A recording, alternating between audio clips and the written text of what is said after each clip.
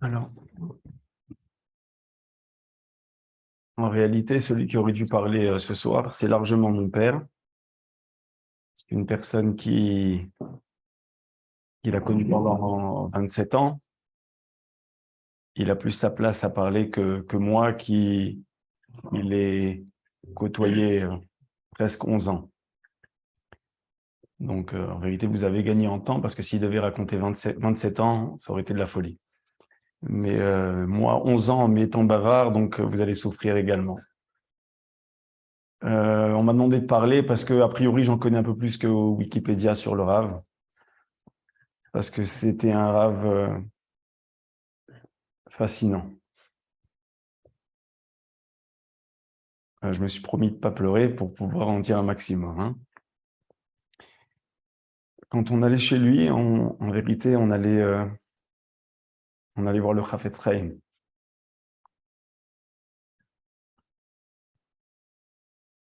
En vérité, le Rav, c'était son histoire. Son histoire, comme m'a su le dire Abraham, c'est la yeshiva de Mir. Mir qui est parti donc, de l'Europe nazie vers Vilna, Vilna le Japon, et après la Chine pour Shanghai. Rav Yecheskel Levinstein, il a dit, et dans le dernier Vahad, il s'est passé chez le Rav, Motzei Shabbat, il y a 9 jours de ça. C'était moi le Baal Koré dans le Vahad. C'était moi qui lisais à chaque fois qu'il y avait des morceaux à lire. C'était moi qui les lisais, sûrement parce que j'avais une voix qui était plus facile pour lui à écouter, pas que je lisais bien spécialement. Et il m'a fait relire encore un passage que j'ai dû lire, sans mentir, en 11 ans, 20, 30 fois. Il a dû le dire peut-être lui 40 fois. Et à chaque fois qu'on arrivait à ce passage, le Rav pleurait.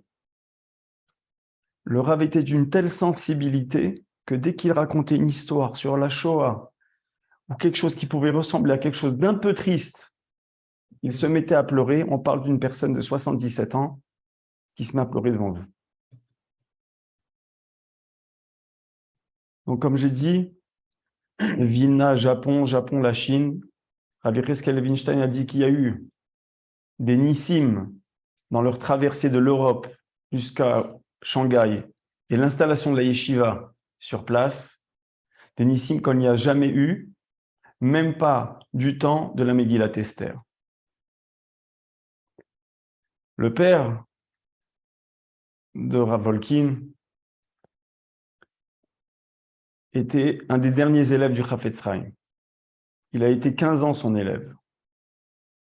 Je n'ai pas eu le srout, j'ai eu que 11 ans. Le srout d'être, je ne sais pas si j'étais son élève, en tout cas, lui était mon Rav. Une famille de Rabbanim après Rabbanim, comme l'a dit Abraham, son grand-père, le Rav Aaron Volkin, Rav Odia Yosef, a beaucoup de psakim sur lesquels il se base et il ramène sur Rav Aaron Volkin. De l'autre côté, sa mère, comme l'a dit aussi Abraham, était une bat baït chez le Chafetz Chaim. Ils habitaient la maison mitoyenne du Chafetz Chaim. Elle mangeait à la table du Chafetz Chaim une fois par semaine. Le grand-père de sa mère, c'était le Rav Moshe Londinsky, qui était le Rosh Yeshiva à la Yeshiva de Radin quand le Chafetz Chaim habitait Radin. Et quand le Chafetz Chaim commençait une sikha, il demandait est-ce que Rav Moshe Londinsky était là, sinon il attendait. Voilà dans quelle maison le Rav Volkin a été éduqué, a grandi, et c'est ça qu'on allait voir tous les Motzei Shabbat. On allait voir la maison du Chafetz Chaim.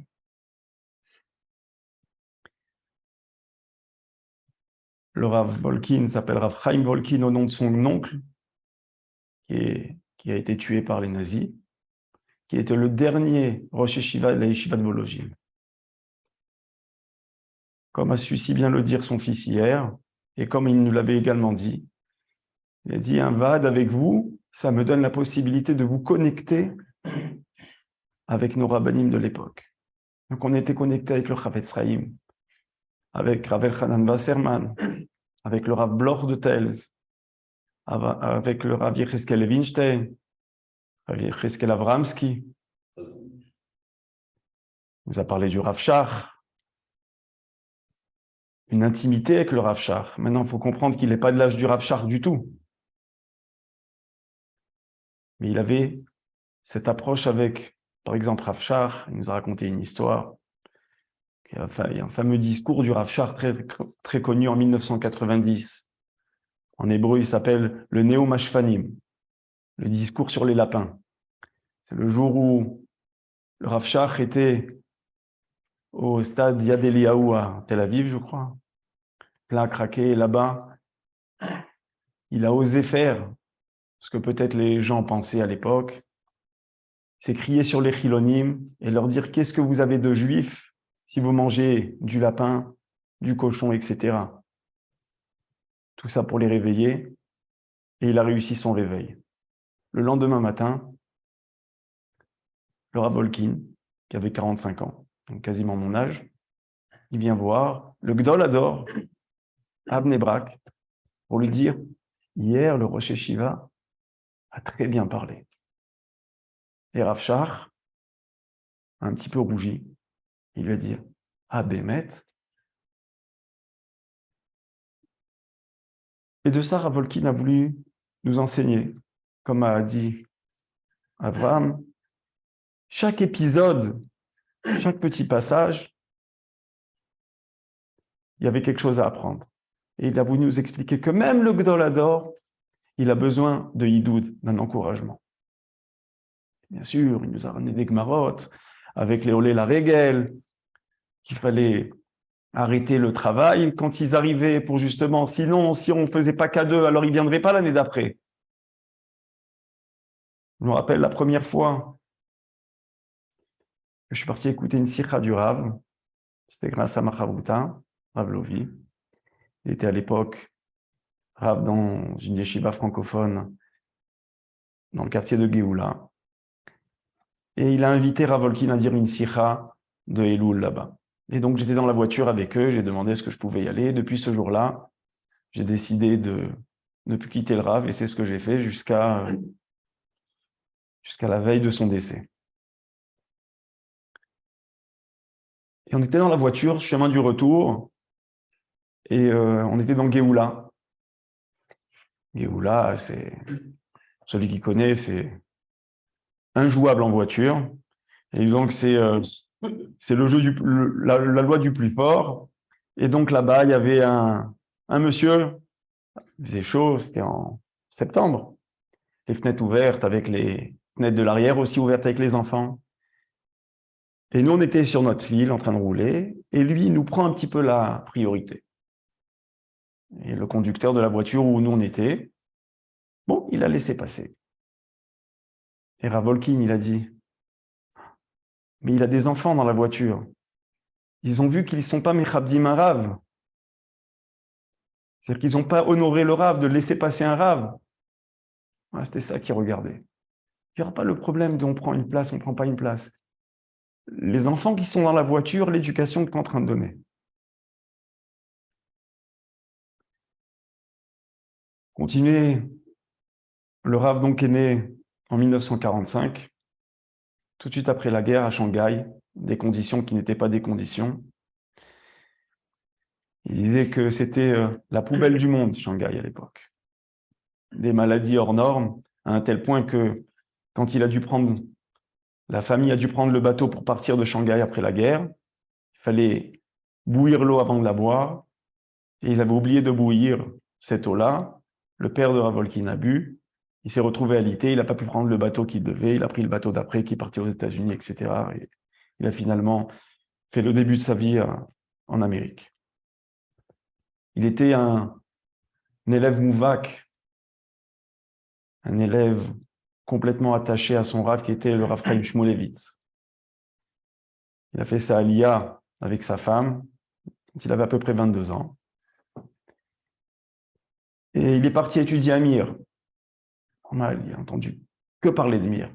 Pour lui, c'était tout, Mir. Donc, il est parti étudier à Mir, à Vrech, là-bas. Et le premier ou deuxième Kippour qu'il passe là-bas, Raphaël Shmulevitz l'honore de faire maftir à Kippour.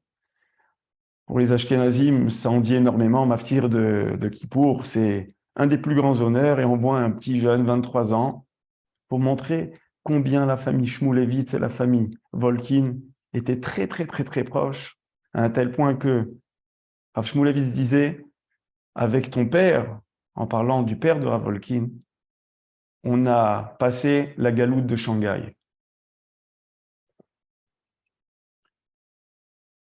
Motzei Shabbat dernier, quand je vous parle maintenant, il y a exactement 24 heures, on était au cimetière en train d'enterrer notre Rav.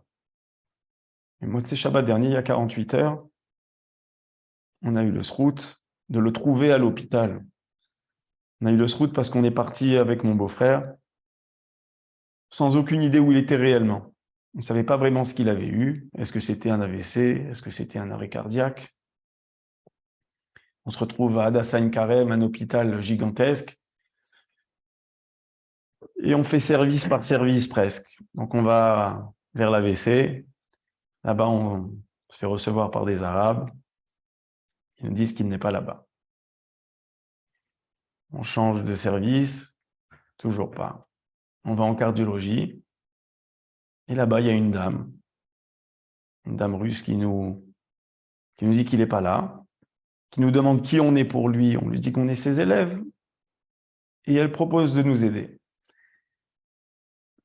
Et elle nous dit en silence, il est au 10e étage, à Pnimit Bet. A priori, je crois qu'elle a transgressé un des codes professionnels. Mais en tout cas, nous, ça nous a permis de rentrer là-bas. Et ses élèves, ses enfants qui étaient là-bas, ils étaient tous là-bas. Et donc, ils n'étaient pas surpris, mais contents de nous voir. Et je leur dis, mais c'est normal qu'on est là, c'est notre heure. Nous, c'est Motzei Shabbat, c'est notre Vade. On n'aurait jamais pensé que quelques heures après, le Rav serait niftar. Le Rav, c'était au-dessus de ses forces.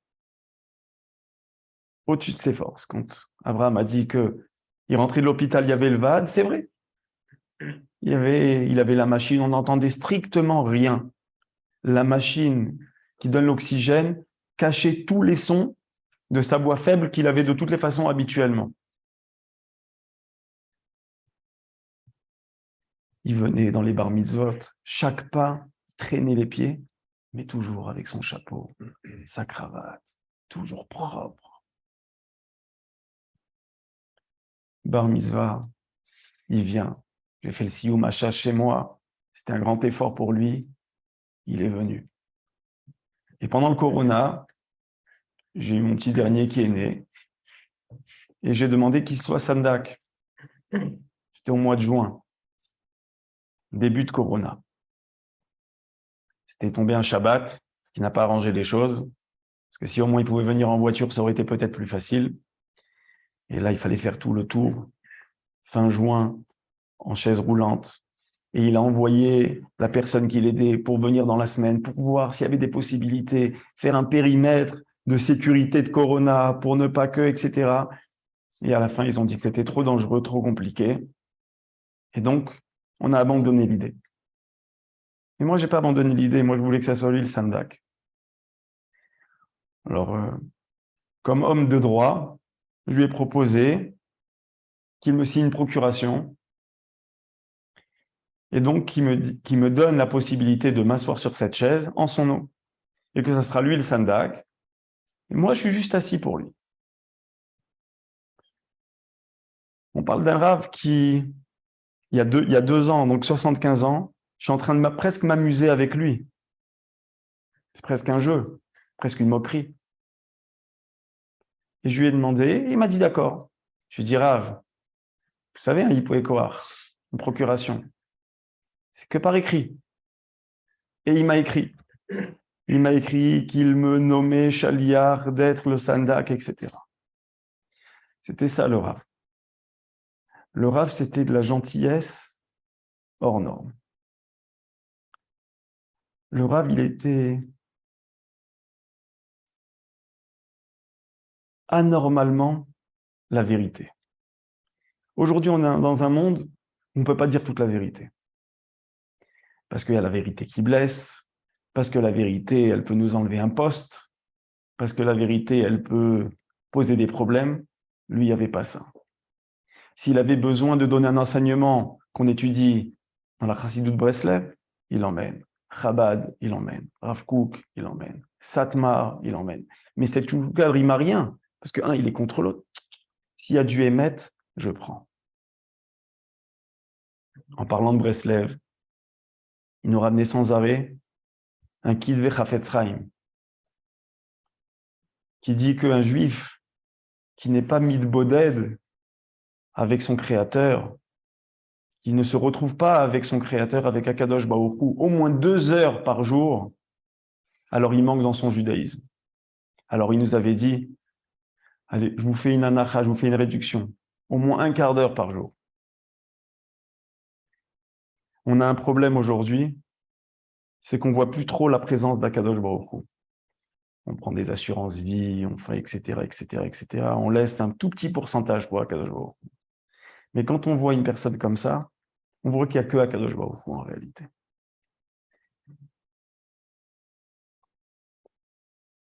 Abraham, il a dit que be yourself. C'était son drapeau, d'être soi-même.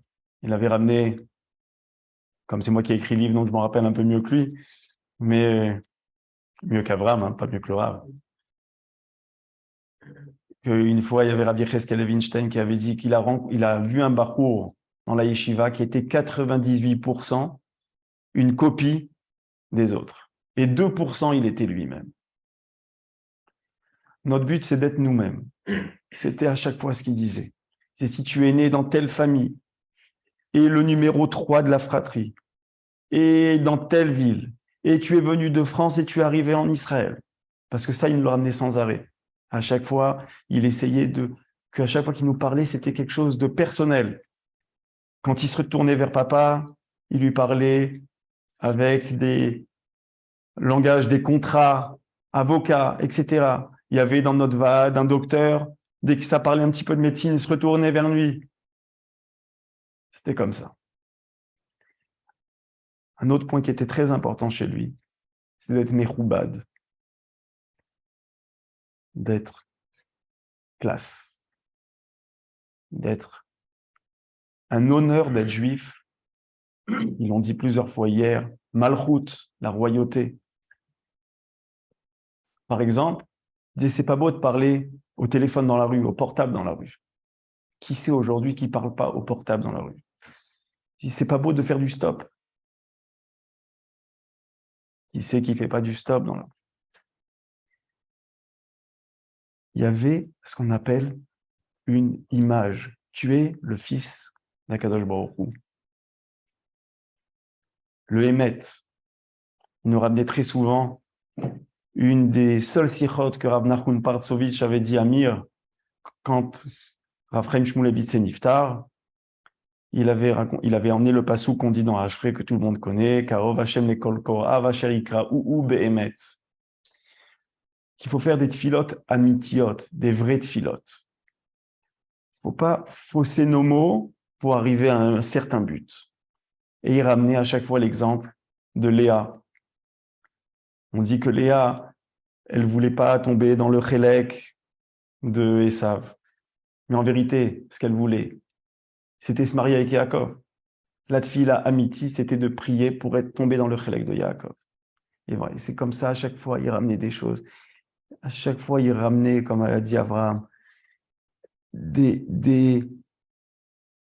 maasim, des actions, des avot, mais je vais rajouter sur ce qu'a dit Abraham. Il ramenait sur les avot aussi sur quoi les avot sont tombés. Et ne pas idéaliser les avot, mais d'apprendre d'eux, et pour le bien, et pour le moins bien. Et il avait l'habitude, par exemple, de nous ramener dans Toldot, Parashat Toldot, sur l'éducation des enfants, le Rav Shimshon Raphaël Hirsch, qui n'est pas accepté de tout le monde. Et il le ramenait sans arrêt. Toldot, c'était évident qu'on allait pour écouter ça, en disant qu'il fallait éduquer ses enfants selon son trait de caractère. Et s'il y en a un qui doit aller à la yeshiva, il faut l'emmener pour la yeshiva. Si celui-là il a besoin d'aller travailler, il faut l'éduquer pour aller travailler. Et il ramenait donc Yitzhak et Rivka avaient fait une erreur dans l'éducation de leurs enfants en les envoyant les deux dans la même école qui était Haredi, on va appeler ça comme ça pour faciliter, alors qu'un aurait dû aller dans un autre et ça aurait dû aller dans une autre école. Et il aurait été un bon juif en faisant comme ça. Voilà, c'était ça le Rav. Le Rav, il savait prendre de chaque instant une éducation à prendre, un nouveau chemin. Et nous, on écoutait, on buvait les paroles du Rav. Et le dernier vad qu'il nous a fait, c'était donc il y a 10 jours. Avram n'a pas pu être là. Je pense qu'il devait préparer un mifran. Papa n'était pas là aussi parce qu'il s'occupait de ses petits-enfants qui étaient venus le Shabbat et il leur avait fait Avot Ubanim. Et le Rav avait sorti un livre juste après Sukkot. Donc il y a un mois. Et le Vad, il y a 10 jours, le Rav m'a demandé est-ce que j'avais le livre. Alors je lui ai dit non, j'ai pas eu le temps. J'ai pas eu le temps d'aller l'acheter. Alors il a pris et il a commencé à m'écrire une dédicace. Mais avant ça, il m'a fait lire dans le livre un morceau au tout début du livre, avant que le livre commence. Et là-bas, c'est marqué que les passages où c'est marqué le Va'ad de Motzei Shabbat, alors c'est des écrits de Michael Nakash, etc. Alors il m'a fait lire ça exprès. Et après, il m'a écrit en me remerciant. Et on a remarqué avec papa que dans son mot qu'il m'a écrit, il n'obligeait jamais de dire Michael Nakash, fils de Av Pedael, Yedid Nafshi Pedael Nakash. Jamais. Et le dernier mot du Vad, et j'ai l'enregistrement, je n'ai pas encore eu le temps de l'écrire, il m'a dit « Et tu montreras à ton père ». C'est les derniers mots qu'il a dit. C'est ça le Rav. Une akaratatov, des maasim, des actions qui vont faire plaisir à l'autre. Un mot gentil, aller jusqu'à chez Rav Shach Abnebrak pour lui dire que sa sikha elle est bien. Un mot gentil qu'il écrit, combien d'efforts c'était d'écrire. Je vais terminer juste avec son approche qu'il avait avec Rav Chaim Kanievski. Il pouvait rentrer chez Rav Chaim Kanievski comme il voulait. À un tel point qu'une fois il arrivait là-bas, et Rav Chaim Kanievski a dit « Mais pourquoi on ne m'avait pas dit que Rav Chaim Volkin il était là? Je serais descendu de chez moi pour venir le recevoir. » Rav Chaim Kanievski se levait quand Rav Chaim Volkin rentrait dans la pièce. Une fois, et il nous a raconté ça, pas dans un vad, une fois j'ai demandé au Rav de venir chez un ami à moi qui avait eu des problèmes de santé, qui avait touché aussi un petit peu son couple, etc., de venir un petit peu le renforcer. Et le Rav a accepté, bien que sa santé, encore une fois, ne permettait pas spécialement. Et pour renforcer le malade, et pour l'encourager, pour lui dire « Regarde, je suis venu », il lui a raconté cette histoire. Il a dit une fois, il y a un monsieur assez aisé de Beit Vegan qui lui a dit « Regardez, Rav Volkin, lorsque vous allez chez Rav Chaim Kanievski la prochaine fois, ça ne vous dérange pas de me prendre, j'aimerais prendre une bracha. » Et le Rav, chose promise, chose due. Quand il est parti chez Rav Kanievski, il l'a pris. Et le Rav donc l'a présenté, etc. Il lui a demandé qu'il avait besoin d'une bracha. Et Rav Kanievski, il va faire une bracha. Alors, cette personne-là, elle a été un peu audacieuse et elle lui a dit, Rav, je ne demande pas une bracha comme ça. Je veux une bracha de Tzadik Gozer Akadosh Baruch Hu Mekayem. Je veux une bracha que quand le Tzadik il décrète, Akadosh Baruch Hu il fait. Alors le Rav Kanievski lui a dit, ah, une bracha comme ça. Une bracha comme ça, tu peux demander à Rav Chaim Bolkin. Alors voilà, le Rav, c'était Anak Sheba Anakim en Midot. Il était gigantesque. Gigantesque parce que il pouvait donner une Sirat Moussa dans la Yeshiva Yechavedat, qui va selon la Shita de Rav Ovadia Yosef. Rav Ovadia Yosef disait sur lui que il avait un corps ashkénaz mais une neshama sfarad. Mais il pouvait aller tout à fait à Merkaz Harav pour donner une sikha de Moussar là-bas à Merkaz Harav, la yeshiva qui est connue pour son style sioniste. Et une fois, il est parti là-bas pour être Menachem, pour consoler les familles qui ont été touchées lors de l'attentat qu'il y avait eu là-bas. Et à la fin de la sikha, il y a une famille qui est arrivée à la voiture. Il va dire, ah, vous nous avez consolés. Le Rav, il était débordant d'amour. Comme j'ai dit, ses forces, elles étaient... il n'y avait pas de fin à ses forces, puisqu'il ne regardait pas son état de santé. Et il avait une mida, et avec ça, là, je vais terminer, bien que je pourrais ne pas m'arrêter, parce qu'il faudrait que je vous résume 11 ans. Il était nocé béol, c'est-à-dire que quand il y avait quelque chose, il le prenait à cœur personnellement. Plusieurs fois, il nous a dit, regardez, il y a quelqu'un qui cherche un chidour, vous ne connaissez pas quelqu'un? Ah, il y a une almana, une jeune almana de Gibraltar, et ils sont partis voir l'Admour d'Amchinov, et l'Admour d'Amchinov, il a dit que je pourrais trouver un chidour, moi, pour eux. Alors, il faut que je trouve. Vous n'avez pas quelqu'un? Ah, il y a un avocat ici, il a des jumeaux, un Israélien. Vous n'avez pas des filles pour... Voilà, c'était sans arrêt, sans arrêt, sans arrêt. Et un dernier enseignement, et je pense que celui-là, il est important, c'est quand on fait un Nichum Avelim. Et ça, il avait l'habitude de le dire et de le dire et de le redire. Quand on va consoler des endeuillés, alors aujourd'hui, malheureusement, on le fait à la va-vite, on a 5 minutes sur la montre, on dit allez, on va faire notre BA, on va faire notre bonne action, on y va, et puis voilà. Alors, il nous ramenait à chaque fois une Gemara qui ramène que, je crois, Rabbi Yochanan avait perdu 10 enfants. Le 10e de ses enfants, il avait gardé un petit os à lui. Et cet os-là, la Gemara, elle dit que il allait être Menachem avec cet os. Il allait consoler les endeuillés avec ce fameux os, bon, en disant, a priori, que voilà, vous avez perdu un membre de votre famille. Moi, j'ai perdu 10 enfants, en essayant de les consoler comme ça. Et le Ran, là-bas, il pose la question, il dit, en quoi ça console de dire quelque chose comme ça? Ok, toi, tu as perdu 10 enfants, ça me fait de la peine. Mais nous, on a perdu notre père, on a perdu notre frère, on a perdu notre mère, chacun avec sa peine. Il dit en réalité, donc, c'est pas ça. On ne consolait pas avec cet os. Cet os, il préparait Rabbi Yochanan pour rentrer pour consoler des gens. On ne peut pas rentrer dans une maison d'endeuillés avec la radio jusqu'à la dernière minute et après on dit, ah, attends, les informations, j'éteins la radio, maintenant je rentre, je fais mon petit tour et je re-rentre et après, ou bien je sors comme ça il disait, on ne peut pas rentrer être Menachem avec un beten nefoura. On ne peut pas rentrer être Menachem avec un ventre gonflé parce qu'on a mangé juste avant. Donc c'était ça,